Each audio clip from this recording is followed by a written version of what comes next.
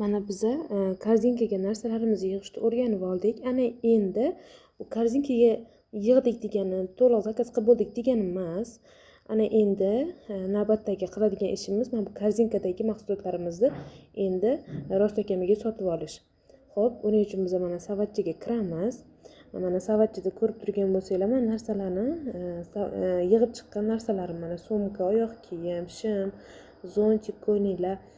Bularni men shularni olaman, keyin shularning ichidan birortasini tanlab olaman deb yig'ib ketgan korzinkamga yig'ib qo'ygan narsalarim. Ana endi o'zimda qancha pulim bo'lsa, o'shanga moslab mahsulotlarni sotib olaman. Misol uchun, mana bu sumkani, mana bu oyoq kiyimni belgiladim. Demak, mana shularni sotmoqchiman. Mana pastda menga umumiy summasini 9 yuan bilan 55 yuanni umumiy summasini menga pastda chiqarib berdi. Ana endi agarda men mana shu yonidagi oranjiy tugmani bosishim bilan mana viza kartam kiritilgan va oldin zakaz qilganim uchun sirazi viza kartamdan pul yechib olib, o'sha zakazni qabul qiladi.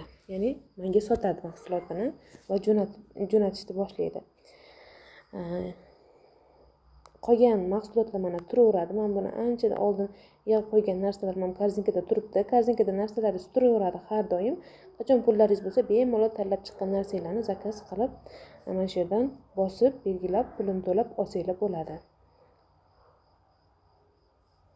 Mana ortga qaytarib qo'ydim. Men zakaz qilib, mana shu tugmani bossanglar, o'zi avtomatik pulni yechib oladi va sizlarga sotadi.